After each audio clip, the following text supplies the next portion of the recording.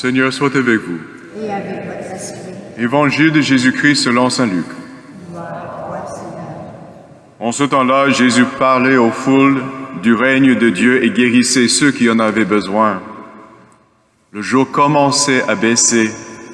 Alors les 12 s'approchèrent de lui et lui dirent, « Renvoie cette foule, qu'ils aillent dans les villages et les campagnes des environs, afin d'y loger et de trouver des vivres.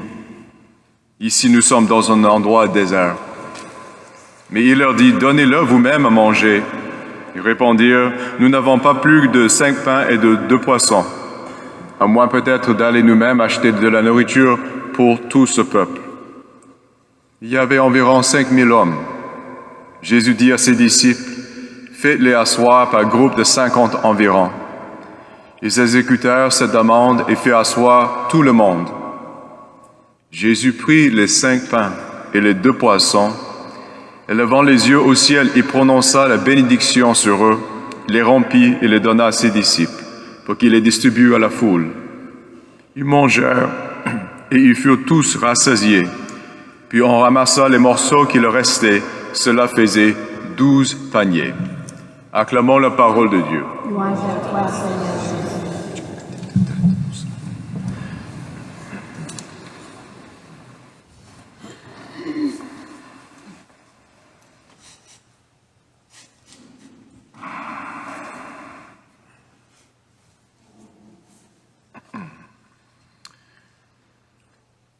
Tu es prêtre à jamais, selon l'ordre de Melchizedek.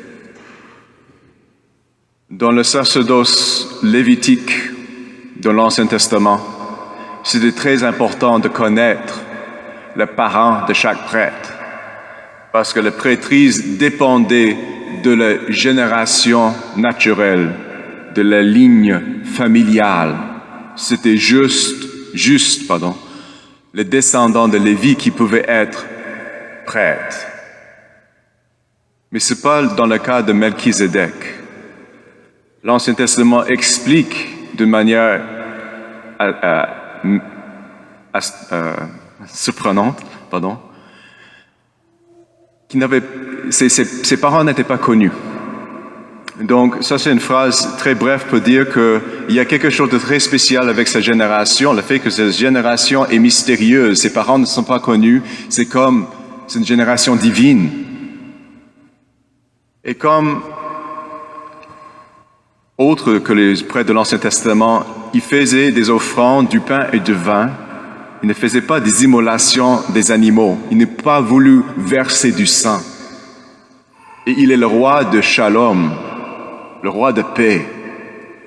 Donc on voit, il est vraiment une belle préfigure du Christ, prêtre à jamais, qui a une origine dans l'éternité. Il est engendré du Père, de tout, depuis toujours, dans l'éternité. Il fait une offrande, un sacrifice de paix, de son corps et de son sang, sous l'espèce, sous l'apparence du pain et du vin.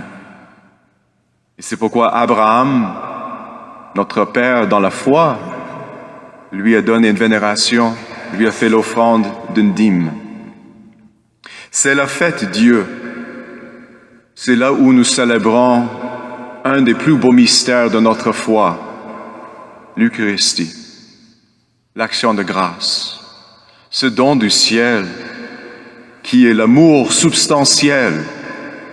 Pourquoi nous construisons des grandes églises?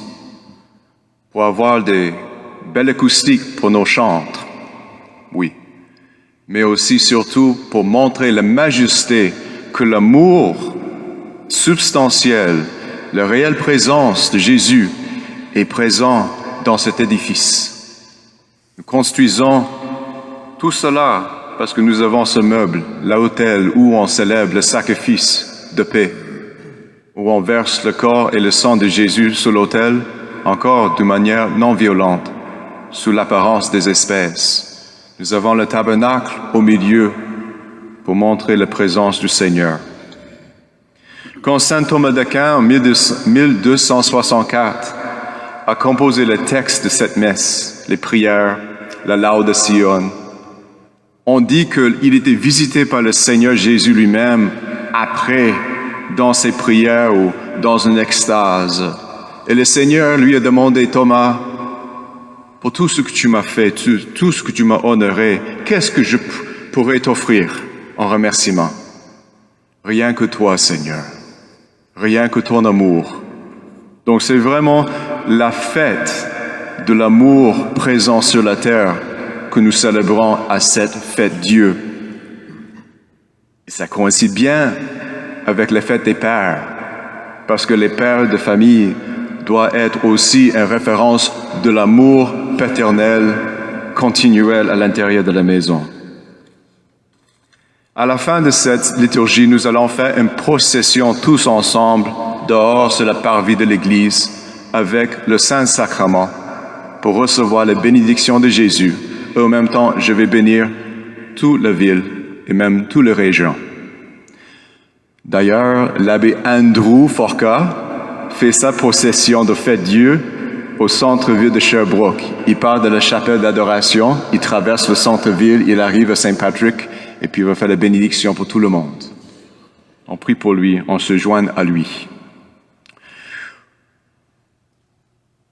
Chaque fois que vous avez une liturgie particulière où la saison du calendrier change, il faut lire toujours la préface.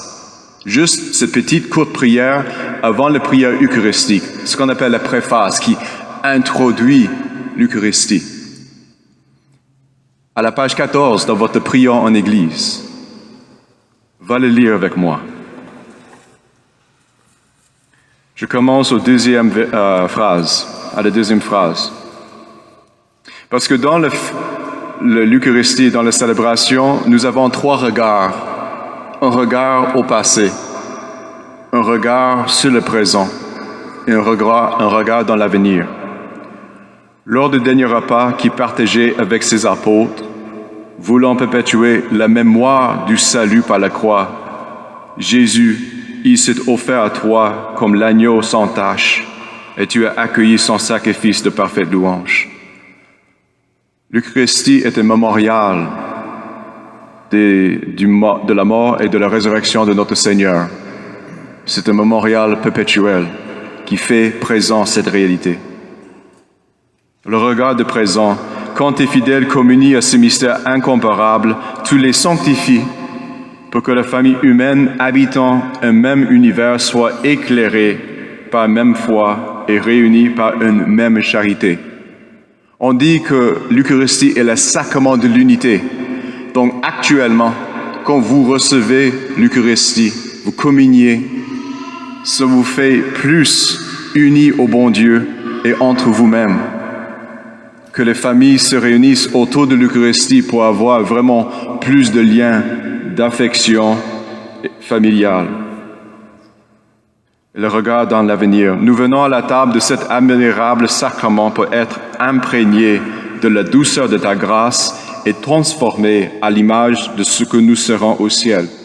Nous ne savons pas exactement ce qui nous attend là-bas. Mais dans l'Eucharistie, c'est déjà anticiper la réalité avec les grâces du ciel, la gloire, la glorification, la paix et la joie permanente.